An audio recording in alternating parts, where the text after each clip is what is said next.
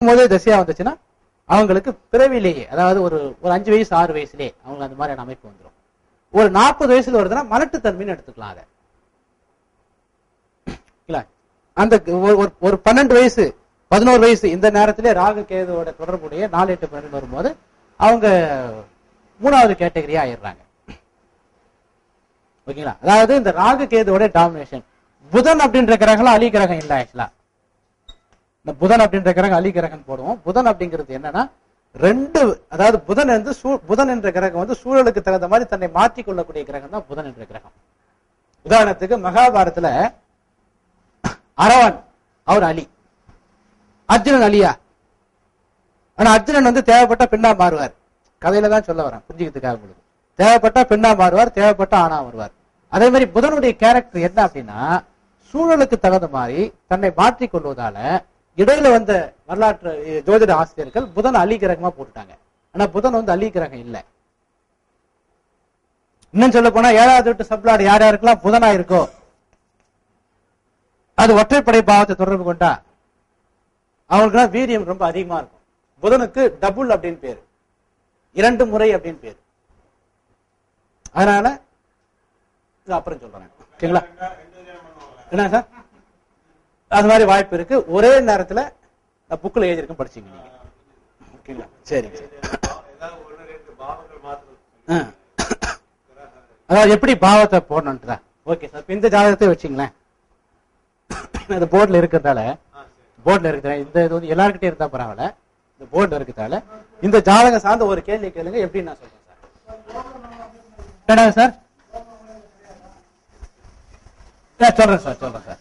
யோகங்கள். Okay sir, அதெல்லாம் இல்ல சார். அதாவது 10 மணி 2 நிமிஷத்துக்கு ஒரு குழந்தை பிறகு, 10 மணி 4 நிமிஷத்துக்கு ஒரு குழந்தை பிறகு. இந்த குழந்தைக்கு கஜகேசரி யோகம் இருக்கு. இதுக்கு இருக்கா? இதுக்கும் இருக்குல்ல.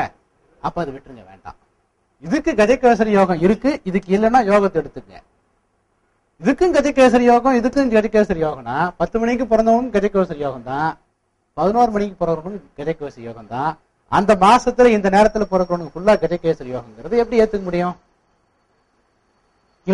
ஒரே ஜாதகத்துல பிச்சைக்கார யோகமா இருக்கும், பணக்கார யோகமும் இருக்கும்.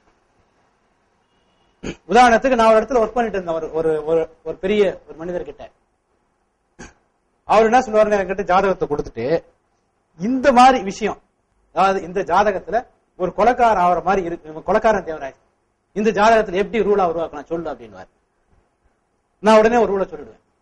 பழைய ஜாதகத்தை கொடுங்க, இந்த மாதிரி பலன் வேணும்னு சொல்லுங்க, நான் சொல்றேன்.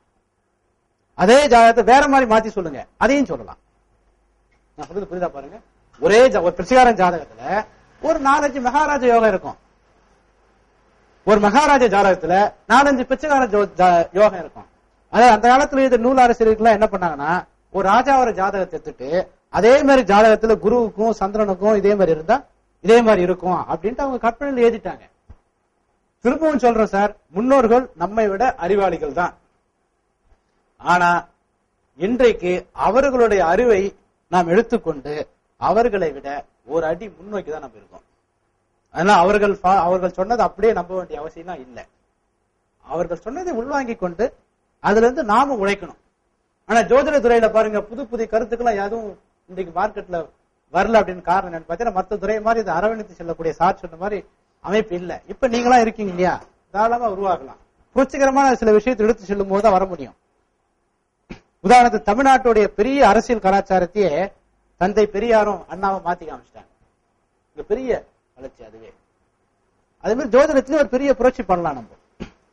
அதனால யோகங்களை பத்திலாம் நம்ம வந்து கன்சிடர் பண்ண வேண்டிய அவசியமே இல்லை சார். செவ்வாய் தோஷமும் இல்லை சார் இங்க. அதாவது உங்களுக்கு நிறைய வேலை ஈஸியா இருக்கு சார் இந்த தேரி மூலமா. ஓகேங்களா? செவ்வாய் தோஷங்கிறது என்ன? லக்னத்துக்கு லக்னம் 2, 4, 7, 8 செவ்வாய் தான் தோஷம். பாதி பேருக்கு இருக்குல்ல, 12. இது மட்டுமா? சந்திரனுக்கு அதே மாதிரி இருக்கணும், சுக்கிரனுக்கு அதே மாதிரி இருக்காங்க. இப்ப நான் கேட்கிறேன், செவ்வாய் தோஷம் இல்லாத ஒரு ஜாதகத்தை காமிக்க போலாம் என்கிட்ட. லக்னம், சந்திரன்,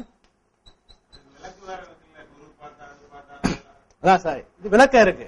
ஆனா அது தோஷம் வந்து பிரச்சனை ஆயிடுச்சா விளக்கத்தை விட்டுருவாங்க.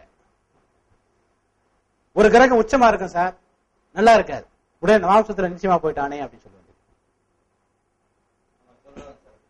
ஒரு கிரகம் நீச்சமா இருக்கும், நல்லா இருக்கும், நீச்சத்துக்கு கேந்திரத்துல ஒரு கிரகம் இருக்கு, அதனால நீச்ச பங்கம் ராஜயோகம் சொல்ல வேண்டியது. சரி, ஒரு கிரகம் நீச்சமாவே இருக்கு, கேந்திரத்துல ஒரு கிரகம் இருக்கு, நீச்ச பங்கம் ராஜயோகம் வரலையே, அது வேலை செய்யலன்னு சொல்ல வேண்டியது. ஒரு கிரகம் நீச்சமா இருந்து அது கேந்திரத்துல வேற கிரகம் இருக்கும், அப்ப நீச்ச பங்கம் ராஜயோகம் தானே? இல்ல, அது நீச்சம் ஆயிட்டவே நீச்சம் ஆனதுதான். அப்ப இன்னொரு ஜாதகத்துக்கு அந்த மாதிரி சொன்னீங்களே, அங்க அது வேற இது வேற.